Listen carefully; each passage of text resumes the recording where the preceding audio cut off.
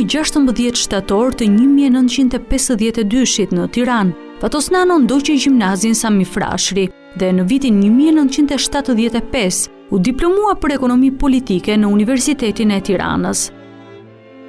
Pas përfundimit të studimeve të larta, eksperiencat e tij profesionale përfshin pozicione të ndryshme, nga ekonomist në kombinatin metalurgjik të Elbasanit, si studiues në Institutin e Studimeve Marksiste-Leniniste, më pas po si ekonomist në fshatin Prisk të Tiranës, për të rikthyer sërish në institut në gjysmën e dytë të viteve 80, si kërkues mbi problemet socio-ekonomike dhe të reformave të tregjeve në bllokun e lindjes. Njohë si disa gjuhëve të huaja, gjatë kësaj periudhe ai dha leksione në disa fakultete të Tiranës.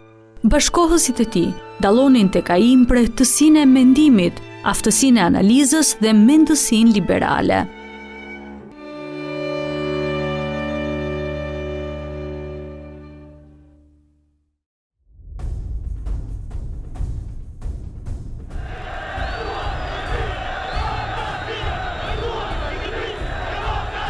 Fundi i vitit 1990 e gjen Shqipërinë në përpjekje të edhshme për të shkëputur nga e shkuara komuniste. Sinjalet e para ishin dhënë me kohë dhe ato kulmojnë me protestat e studentëve në Tiranë në dhjetor. Pikërisht në këtë muaj, Fatos Nano emërohet sekretari i përgjithshëm i Këshillit Ministrave. Një muaj më pas, ngjitet në postin e zëvendës kryeministrit në qeverinë e Adil Çarçanit, të cili do t'i zërë vendin si kryeministër në fund të muajit shkurt 1991. Qeveria e tij do të përgatiste zgjedhjet e para pluraliste në vend të 31 marsit, në të cilat Partia e Punës rikonfirmohet në pushtet. Nga kryeministri i fundit i epokës komuniste, ai do të bëhet kryeministri i parë i një vendi që kishte nisur një rrugë të re, atë të demokracisë. Në krye të qeverisë së formuar më 11 maj, ai do të qëndrojë më pak se një muaj. Më 4 qershor vjen dorëheqja për t'i hapur rrugë qeverisë së stabilitetit.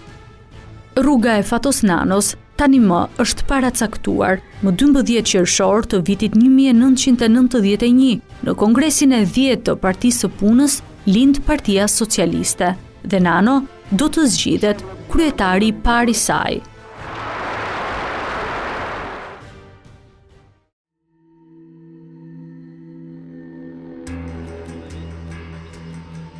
Ndërsa energjit ishin përqendruar në reformimin e Partisë Socialiste, në opozit me demokratët që kishin marrë pushtetin për herë të parë, në korrik të vitit 1993, Fatos Nano do të arrestohet për abuzim me ndihmat italiane gjatë muajve që kishte qenë kryeministër në vitin 1991.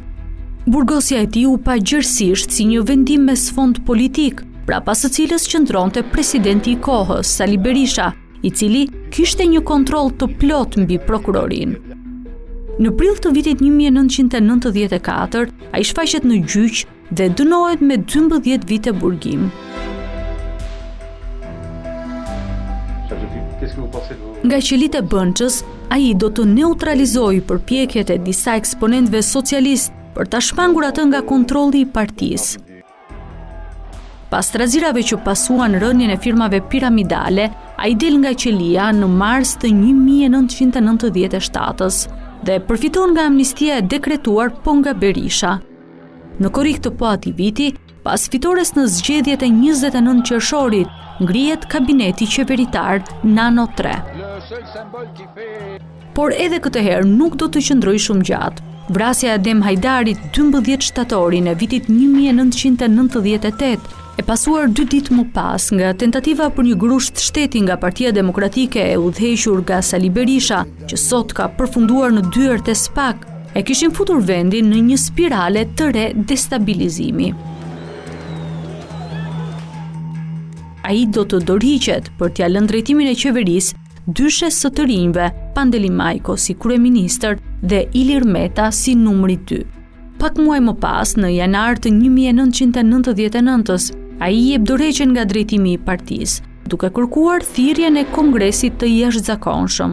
Për Nanon nuk është një largim, por një përpjekje për t'u rikthyer me një legjitimitet më të fortë përballë ambicjeve të rinjve në parti që ai vet i kishte ushqyer. Ai ndërmerr një tur në bazën e partisë.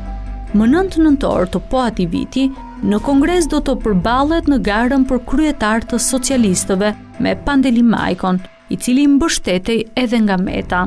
Është një nga momentet e rralla të demokracisë brenda një force politike. Nano arrin të fitojë me një diferencë prej vetëm 36 votash. Majko do të dorëhiqet pak ditë më vonë si kryeministër, ndërsa Nano kishte arritur një marrëveshje me Metën, duke bërë ndarjen e postit të kryetarit të partisë me atë të kryeministrit, e përpasoi duke ja besuar drejtimin e qeverisë pikërisht Metës. Të dy udhëheqin fushatën e zgjedhjeve të 2001-shit, ku socialistët konfirmohen, por paqja mes tyre është krisur. Nano ndërmerr shumë shpejt lëvizjen për katarsis. Në fund të janarit 2002, Meta jep dorëheqjen dhe drejtimin e qeverisë e rimerr Pandelimajko, post të cilin do ta mbante vetëm 5 muaj. Si kryetari i Partisë Socialiste, Nano bëhet protagonist i debatit të vetëm televiziv ndonjëherë në Shqipëri, mes kreut të mazhorancës dhe opozitës në vend, kur u vu përballë Sali Berishës 31 janarin e vitit 2002. Së bashku me Berishën, arrin një marrëveshje për reformën zgjedhore dhe të dy më pas zgjedhin Alfred Mojsiu në krye të presidencës. Në përfundim, komisioni konkludon se zoti Alfred Mojsiu ka fituar votat e nevojshme prej 35-ave të të gjithë anëtarëve të kuvendit dhe shpallet president i Republikës. Më herët, Nano kishte shfaqur ambicjen për të qenë kreu i shtetit, por tashmë syt i kishte sërish nga qeveria. Pas dorëheqjes së Pandelimajkos në korrik të 2002-shit, krijohet Nano 4 dhe si Majko ashtu dhe Meta mbahen brenda kabinetit qeveritar. Kjo do t'ishte edhe periudha më e gjatë e Nanos kryeministër, fiks 3 vite, teksa 3 herët e mparshme kishte qeverisur vetëm nga disa muaj. 2 muaj pasi konfirmohet si kreu i ekzekutivit, në nëntor të 2002-shit, në moshën 50 vjeçare, Nano zyrtarizon lidhjen e re me 29 vjeçaren Joana. Më herët ishte divorcuar pas 27 vitesh martesë me regjinën, një akt që shkonte kundër tradicionalizmit të shoqërisë shqiptare të kohës, por që rikonfirmonte karakterin shpesh mos kokçarës të vet atij. Rruga përpara në drejtimin e vendit dhe të partisë do t'jetë me ulje ngritje jo të vogla. Qeveria e tij kruset gjithnjë e më shumë në peshën e akuzave për korrupsion, ndërsa socialistët përjetojnë në 2004 dhe shkëputjen e Ilir Metës, i ndjekur nga një sër figurash të njohura. Në pragun e partisë, një tjetër emër me ambicie të qarta, Edi Rama, ishte shfaqur duke sfiduar hapur leadershipin e tij. Unë do t'i jap dorën. Humbja në zgjedhjet e vitit 2005 do të shënoj fundin politik të Fatos Nanos, një fund i zgjedhur prej tij, duke u larguar nga drejtimi i partisë, por dhe nga skena politike. Kam vendosur që t'i qëndroj besnik moralit dhe filozofisë time politike, të marrë përgjegjësitë që më takojnë për situatën e krijuar dhe të largohem nga drejtimi i Partisë Socialiste. Paraqitjet e tij do të jenë sporadike, deri kur në 2012 i rikthehet dëshirës së 10 viteve më parë për të marrë postin e kreut të shtetit. Një përpjekje e fundit e cila hasi në kundërshtimin e partisë së tij, tani më në duart e Ramës.